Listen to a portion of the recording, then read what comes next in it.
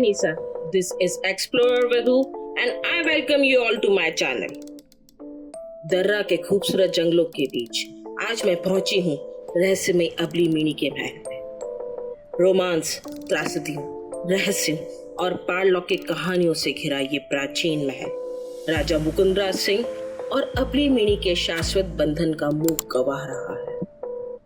आखिर कौन थी वो खूबसूरत महिला जिसके किस्सों से दर्रा के जंगल भरे पड़े हैं, जो आज भी अपने महल में अपने राव का इंतजार कर रही है।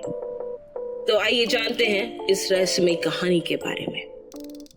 भारत की उत्तरी राज्य राजस्थान के कोटा शहर की सीमा पर स्थित है दर्रा के जंगल। इस जगह को सन 1955 में एक संरक्षित जगह घोषित कर इस जंगल को दर्रा नेशनल पार्क बना दिया गया। पहले ये कोटा राज्य के महाराज और शाही परिवार का शिकार अभयारण्य हुआ करता था। स्थानीय भाषा में दर्रा का अर्थ होता है एक पास, जो कि पहाड़ों के बीच से निकलने वाला सकरा रास्ता होता है। दो से ज्यादा पहाड़ों के बीच जो दबा हुआ स्थान है, जिसके जरिए पहाड़ी सीमा को पार किया जाता है, उसे ही दर्रे कहते हैं। पुराने समय में इन जंगलों से होकर एक रास्ता जाया करता था जिसे दर्रा कहा जाता था। इसी वजह से इस जंगल का नाम दर्रा पड़ा। मराठों, राजपूतों और अंग्रेजों ने कई युद्धों के दौरान शरण लेने के लिए इस जंगल की उपयुक्त स्थिति का उपयोग किया। दर्रा का जंगल एक समय पर कोटा के हाड़ा शासकों के अधिकार क्षेत्र में आता था। जंगली जानवरों की बहुत ज्यादा संख्या होने के कारण ये जंगल कोटा के राजाओं के प्रिय शाही खेल शिकार के लिए हुआ करते थे। सन 2004 में इस जंगल का नाम दर्रा से बदलकर मुकुंदरा नेशनल पार्क कर दिया गया। ये नाम कोटा के पहले राजा राव माधो सिंह के दूसरे पुत्र राव मुकुंदराज के नाम पे पड़ा। मुकुंदरा के जंगलों से गुजरने वाले नेशनल हाईवे संख्या 12 पर घने जंगलों के बीच स्थित है एक गढ़ी, जिसे लोग अबली मिनी के महल के नाम से जानते हैं। इस महल का जिक्र करते हुए इतिहासकार सर कनिंगम ने अपनी किताब रिपोर्ट ऑफ इंडियन आर्कियोलॉजिकल सर्वे में लिखा था कि दर्रा के खूबसूरत घने जंगलों के बीच इस महल का निर्माण कोटा के महाराव मुकुंद सिंह ने अपनी प्रेमिका अबली मिनी के लिए करवाया था। कोटा पर मुकुंदराज सिंह जी का शासनकाल 1649 से लेकर 1657 तक था।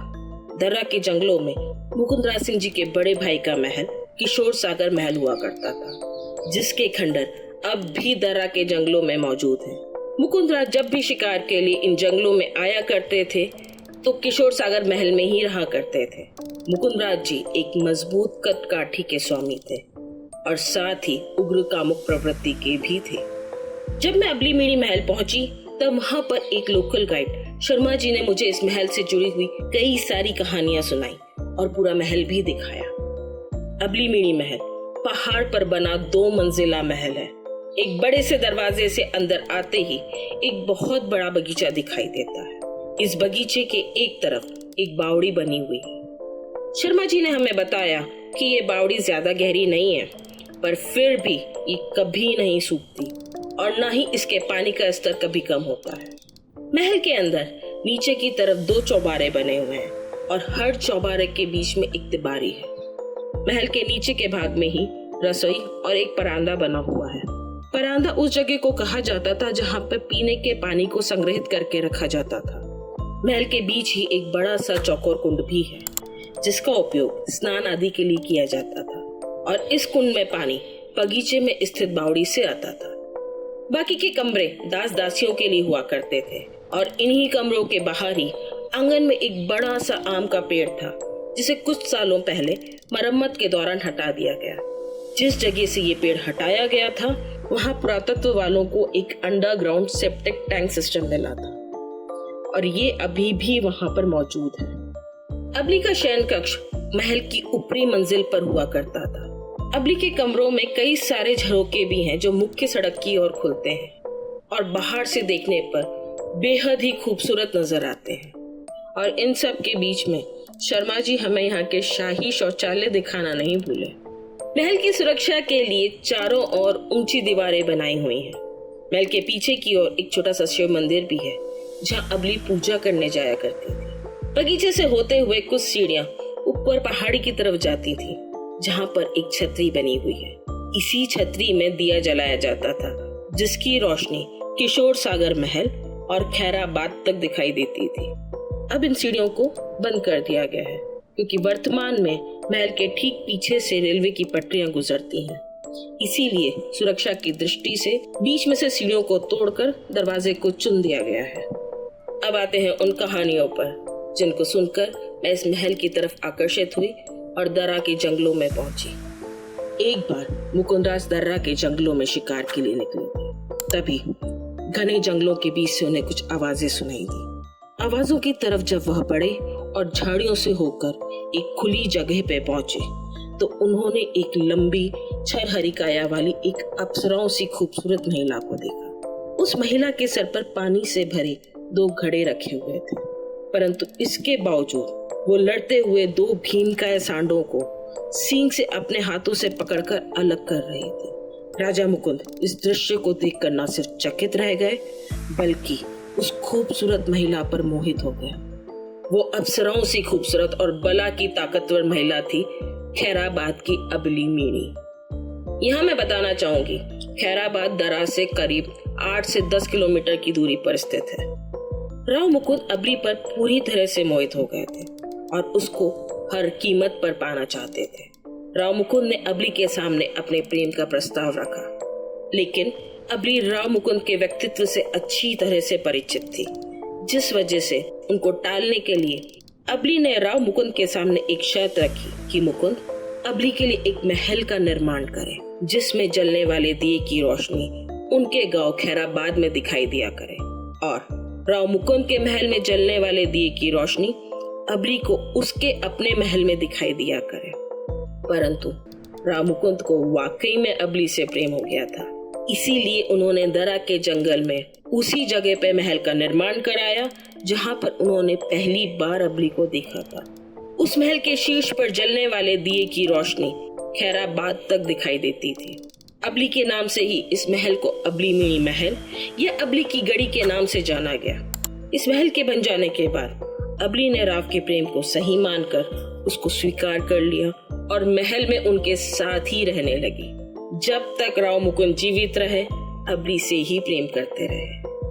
राव मुकुंद ने अपने ही नाम से मुकुंदरा गांव बसाया था, जिसे वर्तमान के समय में दर्रा गांव के नाम से जाना जाता है। ब्रिटिश इतिहासकार सर कनिंघम की माने तो राव मुकुंद की 1657 में उज्जैन के पास धर्मर्थ नामक स्थान पर युद्ध में मृत्यु हो गई थी, जिसके बाद राव मुकुंद का अंतिम संस्कार कोटा के शारबाग में किया गया था।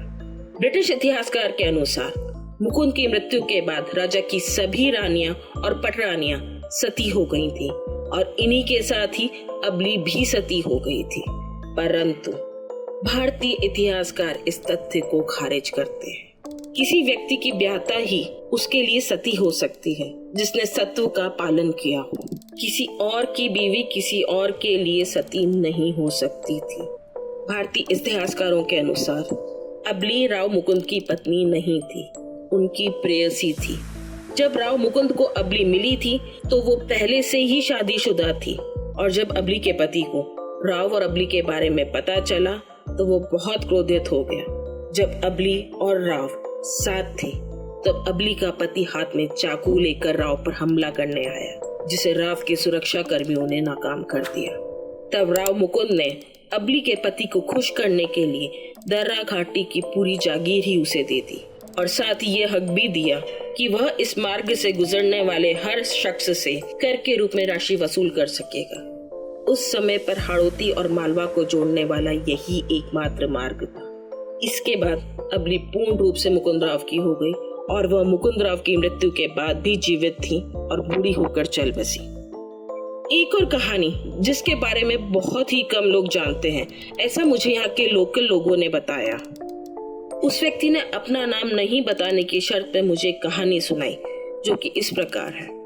अबली तंत्र मंत्र की अच्छी ज्ञाता थी, वरना एक साधारण औरत सर पर पानी के 2 मटकों के साथ में किस तरह से बड़े बड़े 2 सांडों को सिर्फ अपने हाथों से रोक सकती थी। अबली को देखते के साथ ही राव मुकुंद जैसे उसके मोह पाश में बंध गए थे, और राव जब तक जीवित थे तब तक अबली के ही होकर रहे, जबकि अबली से पहले राव के हरम में हर दिन एक नई दासी लाई जाती थी। उस गांव वाले के अनुसार राव की मृत्यु के बाद जो महल के पास भीमचौरा के खंडहर स्थित है, वहां पर पहले घना जंगल हुआ करता था। अबली अपने महल के पीछे स्थित पहाड़ पर जाने वाले रास्ते से होकर महल के पास के जंगलों में अपनी तंत्रिक क्रियाएं करने जाया करती थी। एक बार कुछ गांव वालों ने ये सब देख लिया और बाद में इसके लिए अबली को सजा दी गई और उसे मार दिया गया। पर उसके बाद से अबली इस महल और आसपास के जंगलों में भटकती रही। घटनाएं इतनी बढ़ गईं कि गांव वालों ने जिस जगह पर अबली को मारा था उस जगह पर हनुमान जी को स्थापित किया गया और साथ ही शिवलिंग भी स्थापित किया गया। उसके बाद से अब तक इन जंगलों में शांति बनी हुई है। गांव वालों की इस कहानी की सत्यता को मैं प्रमाणित नहीं करती हूँ। मैंने जो कहानी सुनी मैंने वो आपको भी सुना दी। पर बाकी लोकल्स की माने तो अबली को राव से बहुत प्रेम था और साथ ही अपने राव के महल से भी, जिसकी वजह से वह मरकर भी अपने महल में अपने राव का इंतजार करती रही। महल में वो स्थान अब भी मौजूद है जहां पर दिया जलाया जाता था। अबली के जाने के बाद कई सालों तक वहां दिया जलाया जाता रहा। दिया तो वहां आज भी जलता है, पर यह नहीं पता कि ऐसा करता कौन है, क्योंकि आज भी अबली की डर की वजह से शाम ढले किसी की वहां जाने की हिम्मत नहीं होती। आज राव मुकुंद और अबली दोनों ही नहीं रहे, पर उनके प्रेम की दास्तां को यह महल बयां करता है। यह अबली मीणी का महल आज भी यहाँ से गुजरने वाले लोगों को बरबस ही अपनी ओर आकर्षित कर लेता है। वर्तमान में इस जगह का जीर्णोद्धार किया जा रहा है। चारों ओर जंगल और पहाड़ों से घिरा ये महल अपने आप में न जाने कितनी कहानियां और राज समेटे हुए बेहद खूबसूरती के साथ खड़ा हुआ है। तो आप लोग भी जब कभी दर्रा के जंगलों से गुजरे तो इस महल को देखना ना भूलिएगा। पर एक बात याद रखिएगा कि रात के समय भूलकर भी इस इलाके में अपनी गाड़ी ना रोकिएगा। रात के समय इस महल के आसपास बहुत सारे एक्सीडेंट होते आए हैं। कहानियों के अनुसार कई लोगों ने अचानक से एक औरत की छवि को कभी सफेद तो कभी काली सी धुंध के रूप में हवा से निकलकर चलती हुई गाड़ियों के सामने आते और फिर हवा में घुलकर गायब होते हुए देखा है, जो कि देखने में बहुत ही विभत्स और भयानक लगती है। जिसके बाद उनकी गाड़ियां अनियंत्रित होकर सड़क से उतर गईं। इन दुर्घटनाओं में कई लोग तो मारे गए और कई गंभीर रूप से घायल हुए, पर डर हमेशा अपने साथ ले गए। दूसरा कारण ये भी है कि अब इस जंगल को टाइगर रिजर्व बना दिया गया है, तो इस जंगल में जंगली जानवरों का खतरा भी बना रहता है। तो यहाँ आइए और महल के साथ जंगल सफारी का भी आनंद उठाइए, पर भूलकर भी रात को नहीं। क्या पता अबली खुद आपको नजर आ जाए। आज की हिस्ट्री विद मिस्ट्री इतनी ही थी। आपको मेरा ये वीडियो कैसा लगा कमेंट सेक्शन में कमेंट करके जरूर बताइएगा। साथ ही वीडियो को लाइक शेयर और सब्सक्राइब भी कीजिए। प्लीज मेरे चैनल को सब्सक्राइब कीजिए। और यदि आपके पास भी कोई कहानी है, किसी जगह का कोई किस्सा है तो मेरे साथ शेयर कीजिए। मेरा इंस्टा लिंक और मेरा ईमेल आईडी नीचे बायो में दिया हुआ है। तो ऐसे ही और कई सारे वीडियोस के लिए बने रहिए मेरे साथ। तब तक के लिए राम राम सा।